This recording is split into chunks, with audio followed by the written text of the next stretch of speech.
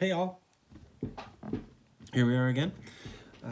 It is Saturday, April 4th, 2020.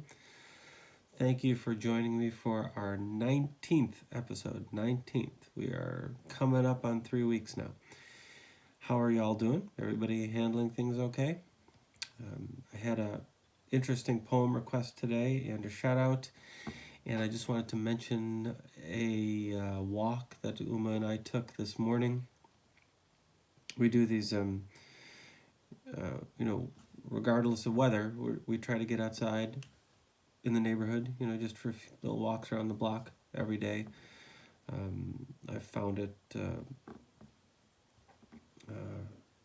good for our health to be outside. I put her in the stroller so she doesn't run very far. And, a couple of weeks ago when we first started doing these walks, of course, we would still, all your neighbors or a lot of your neighbors, and you'd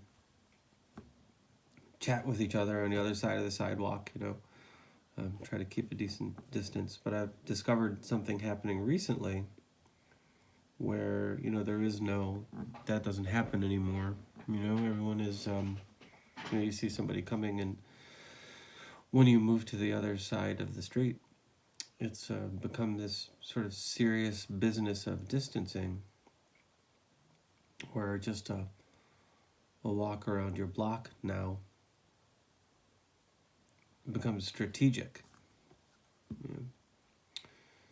And you still wave and everyone is still friendly and so forth, but it's disconcerting, isn't it? For that to happen. But we have to do what we have to do. And it occurred to me, I have a lot of writer friends who are horror writers, and I was always a big Stephen King writer, and I can't. This is sort of this realm of psychological horror that we are entering into. that creates this such anxiety and such being on pins and needles all the time. And what's worse than being apart, which is being together and apart at the same time. So it takes it's been, I imagine you've all been feeling it too. It takes quite a bit of internal fortitude to deal with this day after day. Ultimately, it really feels like we are community animals, and it's important to have a community and to have that sense of physical closeness. Anyway, that is not to say that there aren't upsides. There are upsides. We can get through this. We're still all together. We're still managing it. Some places better than other places, but be careful.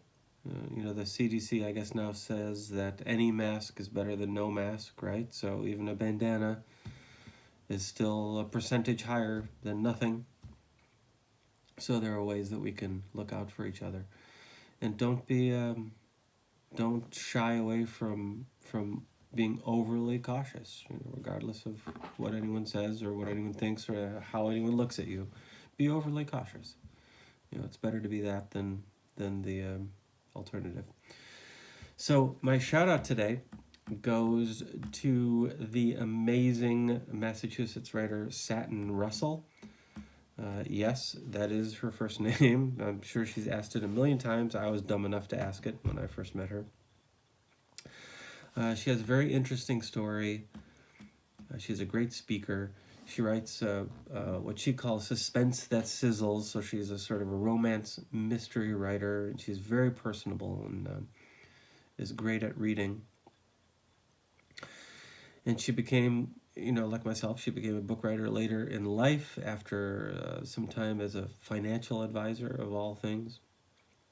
And the reason that I wanted to shout her out today is because yesterday was her birthday, and for the next few days she is giving away free copies, free Kindle editions of the first volume of her book, and it's a trilogy called the Harper Sisters trilogy, and the first one is called Secret Hunger, a gripping romantic suspense novel, the Harper Sisters, book 1.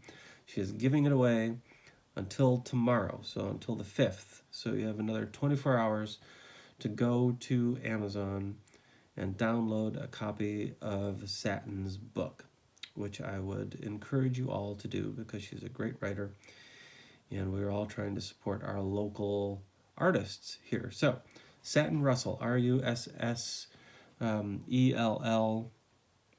Go and get a copy of her book. It's available for another day, and of course, like usual, the link will be down below, so go grab the link. Now, moving on. Poetry. I got a request today, which I think was sort of a joking request from a friend, Chris, and but I'm gonna do it because it's a doozy of a poem. It's in fact one of the great 20th century writers and one of the great poems of the last 100 years by, of course, William Butler Yeats. And I was asked to read The Second Coming, which is basically a Christian allegory and an apocalyptic poem. And I read it. It's been, literally decades since I read the thing, and I've never read it out loud. So this is going to be a first for me. I didn't practice this at all, so I'm going to do it. Oops, here we go. I'm going to do it without any practice, and after seeing the poem only for the first time in a while. So, is this appropriate for our time? Geez, I hope not. But it is a gorgeous poem. So, here we go. The Second Coming by William Butler Yeats. Turning and turning in the widening gyre, the falcon cannot hear the falconer. Things fall apart, the center cannot hold. Mere anarchy is loosed upon the world. The blood-dimmed tide is loosed, and everywhere the ceremony of innocence is drowned. The best lack all conviction, while the worst are full of passionate intensity. Surely some revelation is at hand. Surely the second coming is at hand. The second coming. Hardly are those words out when the vast image out of spiritus mundi troubles my sight. Somewhere in sands of the desert, a shape with lion body and the head of a man, a gaze blank and pitiless as the sun, is moving its slow thighs, while all about it real shadows of the indignant desert birds. The darkness drops again, but now I know that 20 centuries of stony sleep were vexed to nightmare by a rocking cradle. And what rough beast, its hour come round at last, slouches toward Bethlehem to be born. That's a doozy. Thanks, Christopher. But seriously, if you do want me to, if you do have any suggestions for me, I'm happy to read them. This has been an interesting experiment.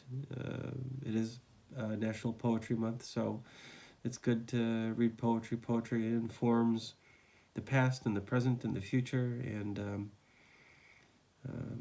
it'll show us the way.